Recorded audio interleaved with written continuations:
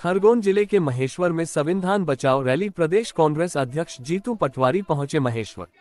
महेश्वर के भवानी माता चौक पर हुआ सभा का आयोजन। मंच पर प्रदेश कांग्रेस प्रभारी संजय दत्त, प्रदेश सचिव जय सिंह, पूर्व विधायक बाला बच्चन, पूर्व विधायक विजय लक्ष्मी साधो, पूर्व विधायक रवि जोशी, भगवानपुरा विधायक केदार डावर, बिकनागांव विधायक झूमा सोलंकी, सिंधवा विधायक मोन्टू सोलंकी, बड़वानी विधायक राजेंद्र मंडलोई, जिला कांग्रेस अध्यक्ष रवि नाइक मंच से बीजेपी पर हमला बोला। संविधान बदलने नियत से बीजेपी काम कर रही है।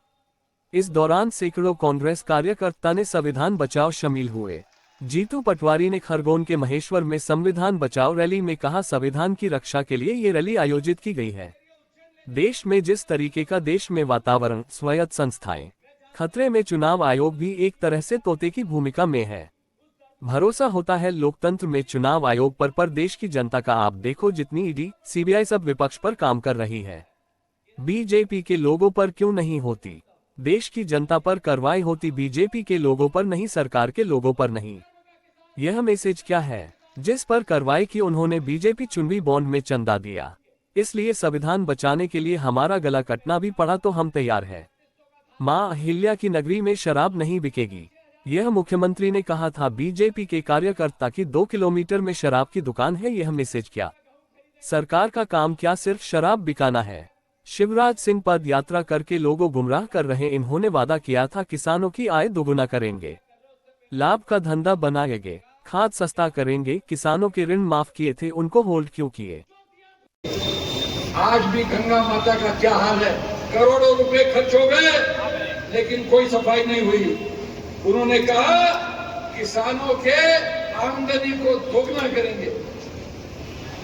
सारे किसान भाई बैठे, आमदनी तो दुगनी नहीं हुई, खर्चा दुगना हो गया।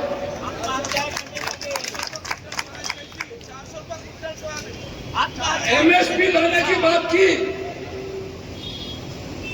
वो भी नहीं लाए। 2022 में हर भारतीय को घर देने का वादा किया, मिला घर मिला आपको? महंगाई खत्म करने की बात की, बहुत हुई महंगाई की मार। अब की बार बीजेपी सरकार, कुत्तों की सरकार आ गई, महंगाई बढ़ती गई।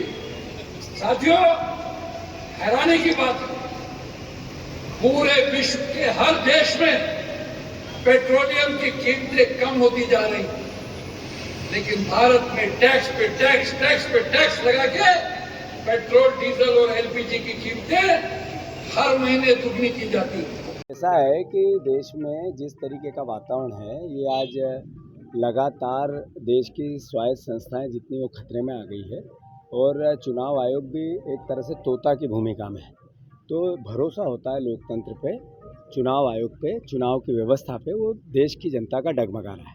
अभी आप देखो कि जितनी ईडी, सीबीआई या ऐसी संस्थाएं जो न्याय करती है, करप्शन रोकती है, वो सिर्फ विपक्ष पे काम करती है। करीब 6000 लोगों के ईडी के केस हुए, उसमें से 2-3% लोगों पर आखिरी चार्जशीट हुई। उसके अलावा जितने लोग थे वो या तो बरी हो गए या केस चल रहा है, पर एक भी बीजेपी का नहीं, एक भी सरकार का नहीं, सारे विपक्ष के। यानी ये मैसेज क्या है? अभी ईडी ने जहाँ जहाँ केस किए उनने सब ने बीजेपी को अभी वो जो चुनावी बॉन्ड में चंदा दे दिया। तो ये आखिर अल्टीमेटली तो देश के साथ अन्याय हुआ, आम जनता को गुमराह किया गया। तो संविधान की रक्षा कौन करेगा? कांग्रेस पार्टी ने देश की आज़ादी में अपनी शहादत दी, हमारे पूर्वजों ने दी, हमारे पूर्वजों ने देश की उन्नति में दी। अब हमारा दायित्व है कि संविधान बचाना है, तो फिर अपना गला भी कटवाना पड़े तो तैयार रहेंगे। कांग्रेस एक एक रहेगा, मैं मानता हूँ उसका संदर्भ तो था ही, पर हम विपक्ष के भी भूमिका निभानी है। मोहन यादव जी हर बार आते हैं यहाँ पर, उन्होंने बड़ी बड़े भाषण किए और कहा कि अब मां अहिल्या की महेश्वर की नगरी में शराब नहीं बिकेगी, अब शहर से बाहर बिकेगी, 5 किलोमीटर दूर बिकेगी। मैंने उनसे अनुरोध किया कि आप जहां मैंने भाषण किया उससे 2 किलोमीटर है शराब की दुकान, और बीजेपी के मंडल अध्यक्ष की, उनके नेताओं की, उनके कार्यकर्ताओं की ज़मीन पे है। तो ये मैसेज क्या है? ये मैसेज है क्या सरकार का काम सिर्फ शराब बिकवाना है? और ये सवाल कांग्रेस ने पूछे तो कौन पूछे? अभी आप शिवराज सिंह चौहान अभी पद यात्रा करूँगा, गुमराह कर रहे हैं लोगों को। अरे आपने झूठ बोल के वोट लिया है कि हम किसानों की आय डबल इनकम करेंगे, लाभ का धंधा बनाएंगे, 3100 धान का देंगे, 2700 गेहूं का देंगे, 6000 सोयाबीन के देंगे, हाँ खाद सस्ता करेंगे। क्या हुआ? सब उल्टा हो रहा है। जितने किसान सोसाइटी के थे, जिनके ऋण माफ हुए थे, उनको ओवरड्यू कर दिया सरकार ने।